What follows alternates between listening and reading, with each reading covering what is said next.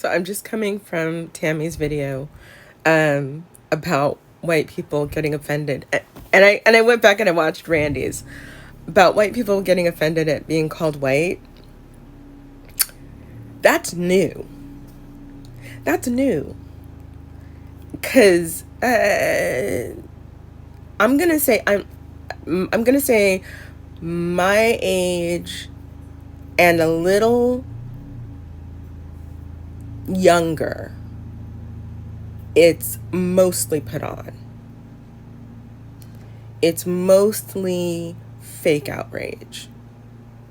I do believe like older, I mean the ones who are, younger than that, in their late 30s, etc., in their I do believe it there. I do believe that some of the offense to be genuine.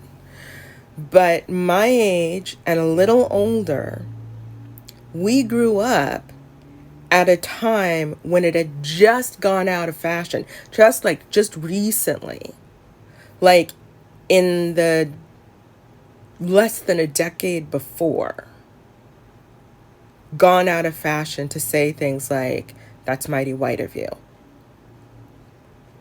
and "I'm free white and over 21," and what else? I'm trying to think. Oh well, the Great White Hunter, and and people who admired Hemingway, I think it was Hemingway, that was that Great White Hunter business. You would still hear that phrase in literature classes, and nobody would blink an eye. So, I would say that the generation that raised people around my age, fine with it. Absolutely fine. I'm not saying all of them.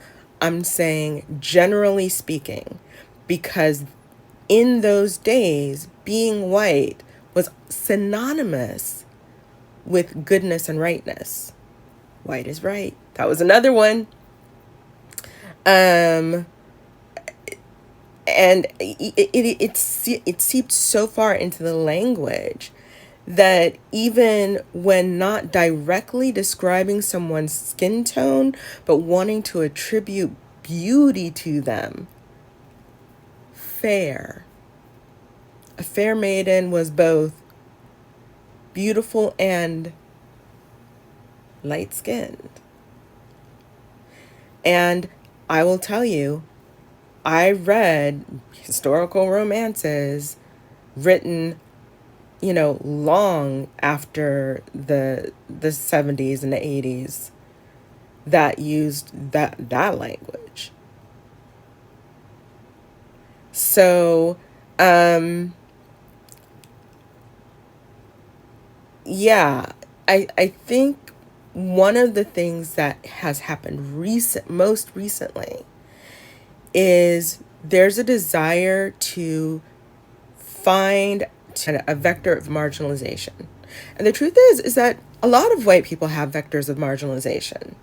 A lot of them do. If you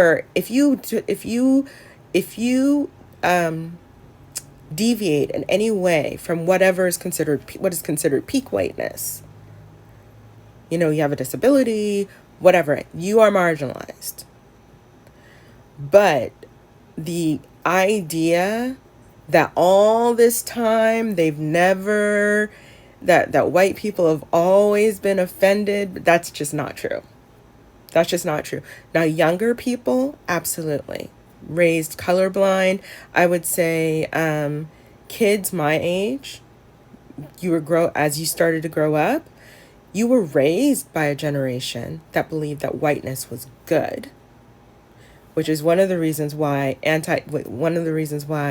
when you look at the attitudes towards blackness and anti-blackness, there's not a huge drop off with Generation X. But before that, they actually thought it was a really good thing to be white. And I'm going to bet you that in some circles, in many circles, more than you would think, I'm not talking about the KKK, it is still very, very, very good to be white behind closed doors. And as long as that phrase, white, is not directed at you by a person of color. So yes, this is a bit of a generational thing, because it is this is where my being a total geek and bookworm and reading all the things really came in handy. Poor white trash. That was an invention of whiteness. Even there were even ways of talking about it, about how your life was sort of laid out for you in a great way because of your whiteness, without necessarily naming your whiteness. The world is your oyster.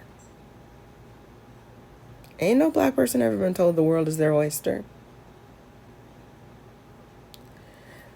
So I just wanted to come in and just say that bit, because I agree, yes, there's a yes and but to that whole whiteness thing, and I'll still stand on behind closed doors that for some people it is the idea of being racialized at all, but that for others it's the idea of being racialized by somebody who is not also white. And behind closed doors, find a very good thing to be white.